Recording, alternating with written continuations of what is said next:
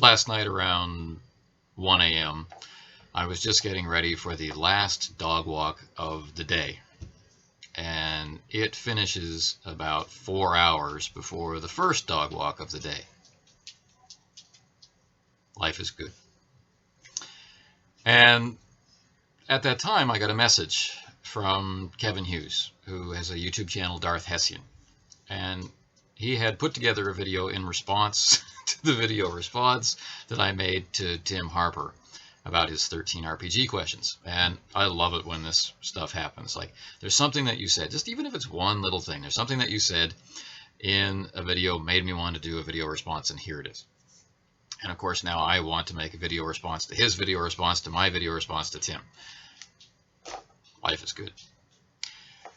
His reaction or response to that video response was about another group within or maybe without the role-playing game community, the number of role-playing gamers for whom music, particularly as relates to his video response, particularly metal. How many of you people that are gamers are avid heavy metal fans? Yeah. Am I a metalhead? He's asking, are there any headbangers out there? Sure.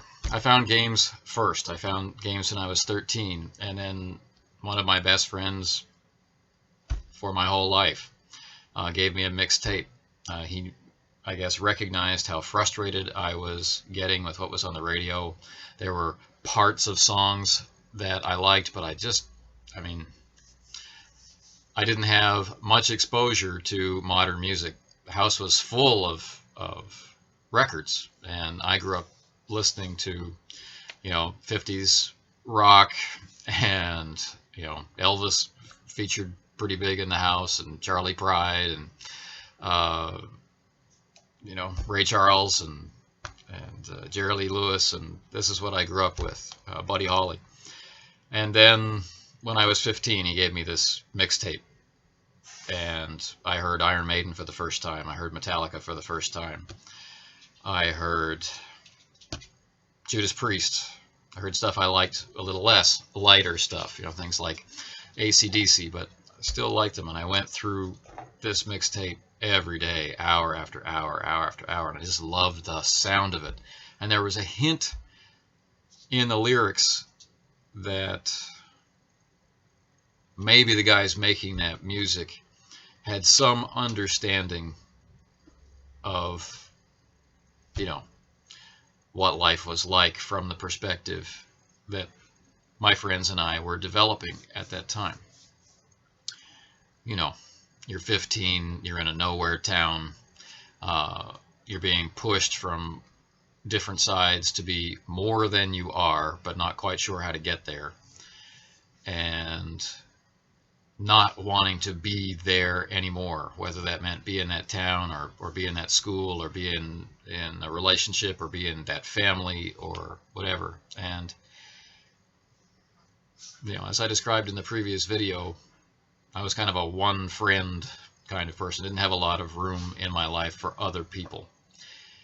And that meant really that conversations either were or were not successful. Your friends, whoever they were, couldn't always address some of the things that you were going through. And the teenage years are a hard time. Of course, we were growing up during the Cold War. There's a certain sense among people my age, I guess, that we missed nuclear annihilation by just an inch. And people I've met later in life have kind of confirmed for me that the closest we ever came was likely before I was born, but that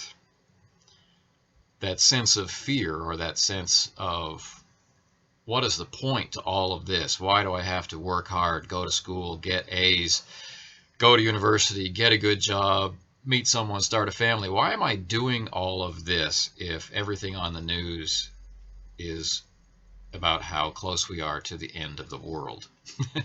You might wonder why 80s metal is so focused on the bomb. It's because the 80s world was so focused on the bomb, or at least that's how it was being sold to us. So metal made a lot of sense. Not only did it satisfy, it lyrically, the perspectives of the people in those bands, they helped friends. You know, that I have some friends who are still alive today, I truly believe is a direct result of the music that they listen to. Some of my friends were into rap. Some of my friends bailed out of rap and went into hip hop. Some were always just listening to pop. Some of us got into heavier and heavier and heavier, more alienating brands of heavy metal, and some of us, like me, went even farther into, you know, really early industrial music, which is very difficult for some people to call music at all. Looking for the musical or lyrical or atmospheric answer to a feeling we still hadn't quite learned how to express. As a teenager in a pretty mean high school, my one friend and I, we, without heavy metal, we would have had a much harder time. Uh, you know, think back to your teenage years. Think back to which door of the school am I going to enter? Who do I have to walk past, or what group of people do I have to walk by to get into the school? And, you know, if you have a certain reputation, is it going to be a problem that day? Are you not big enough, not strong enough? Do people think you're not tough enough? Or, you know, are you the smart one in class and someone who's struggling wants to have some sense of dominance and try to put you down? Is there a rich versus poor thing going on? Do you have someone else's girlfriend now? Whatever it was, I mean, those were trying times. These are the times that try men's souls, I guess. And to belong to the heavy metal community meant a single thing: that you liked the same bands. It didn't matter if you were the smart kid, if you were in the band. It didn't matter if you were socially awkward or smooth. It didn't matter if you were having a difficult time putting away childish things, or if you could be confused for an adult walking down the street. It didn't matter. The only thing that mattered was that you liked the community, liked the music. It's tribal in a way, I suppose, tribal in a way that many other things don't appear to be and yet still are. I spent 20 years of my life living in Korea, and you know, music followed me here. And when I first came, tried to find local music. I wasn't terribly successful in those days, but I gradually, over time, discovered the underground Korean metal scene and how amazing it is. I saw a few metal shows, and then later we finally found the very underground punk scene, and that was even more welcoming. Over the years, my musical tastes have expanded from metal into various kinds of gothic rock, into very unusual industrial music, and into punk of different types, and psychobilly, rockabilly, as heavier expressions of the rock and roll I grew up with, has always been a big part. Always on the lookout for new types of music, but metal is the foundation on which my satisfaction with music seems to be built. There's something about the sound, and there's something about the way the lyrics go that matter. And I just want to share one anecdote. There's a band here in Korea called Vassline, and that's not going to show up. Can't make it happen. There it is.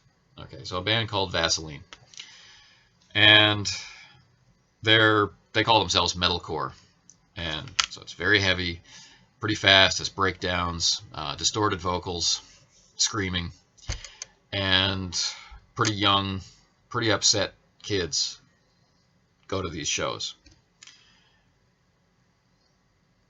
Now, when I say that, it's hard for people who haven't lived in Korea to get a sense of what I'm talking about. But you see a lot of straight-laced, short-haired kids with glasses who spend 20 hours a day involved in their education, who literally have no time for anything. And you wonder, do they ever have a time to play? Do they ever have a time to just hang out with their friends and talk? And it almost seems believable that they don't. I mean, of course they do, but they're just an inch away from being prisoners of their future. And when you go into some kind of basement club and a band in their 20s who's realizing that their attempt to be a band is about to be disrupted or torn apart by their military service requirement, that they're going to be sent to different parts of the country and they're not going to come back for 2 to 3 years, there is a certain energy, a desperation that's in the band that really matches that incredible frustration in the audience. I walked into a show one night in a crappy little club with terrible sound, and I saw Vassline on stage, and I saw world-class musicians, which is not uncommon in Korea. There's a lot of very talented people who, grew up being forced to master many instruments, and that a lot of them wind up in metal is no surprise because of the technical requirements of the style. And then there's the bands that really have something. And music fans know what I'm talking about. Well, Vassline is one of those bands, and they do some of their lyrics in English, they do some of their lyrics in Korean or a mix, and it's very difficult, of course, in a live club environment to understand what they're saying. But this first night I walked into the club, and they were about midway through their set, and I walked into the mosh pit. I walked up to the front of the stage because these guys were so good, and it's weird for a foreigner to be there, and you could be excused for thinking that you might feel isolated or that people might stare. But in that moment, when the band is playing and everyone's enjoying the music,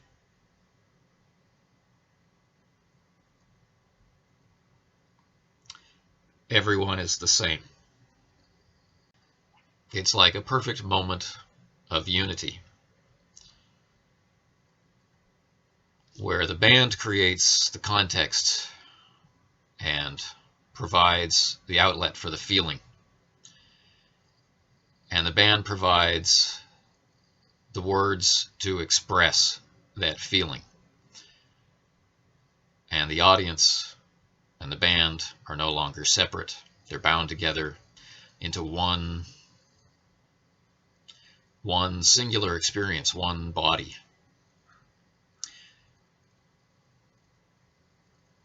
And that song that I heard, the song that pulled me to the front, pulled me up to the stage, pulled me into the sea of people, nobody even close to my age, but some in their 20s and some maybe too young to be there, still in their school uniforms. The band was playing a song that they call Flowers in the Sand, and maybe metal fans can get a sense already of what the main topic of this song is. And standing there in that sea as it's surging toward the stage and as it's moshing and people are thrashing out their frustrations and everyone's singing along, the realization hit me that some people in that mosh pit are going to survive because of this song. But the song was written because there were many people who were no longer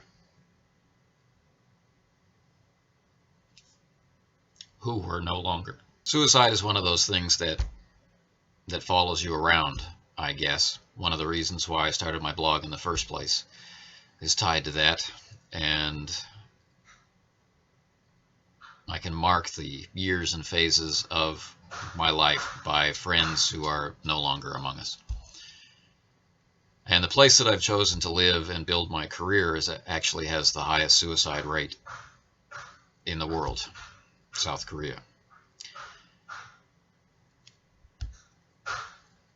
Heavy metal is one of the reasons that it's not even higher than it is. Heavy metal is one of the things that allows people to escape. It allows people to unite. It allows people to find friends. It allows people to vent. All of those dark emotions they don't know how to put into words yet, and maybe their life doesn't even give them time to express. So, kind of a dark topic on the surface. But for me, it's all about the light. Yes, heavy metal is seen as violent, it's seen as aggressive, it's seen as something negative, it's seen as misogynistic, it's seen as caught up in fantasy, it's whatever. But for me, heavy metal will be always a tie that unites strangers of any age, any creed, any color, bind them together with a way of expressing themselves and an ability to put themselves in a sea of like-minded people, even if just for the duration of one show.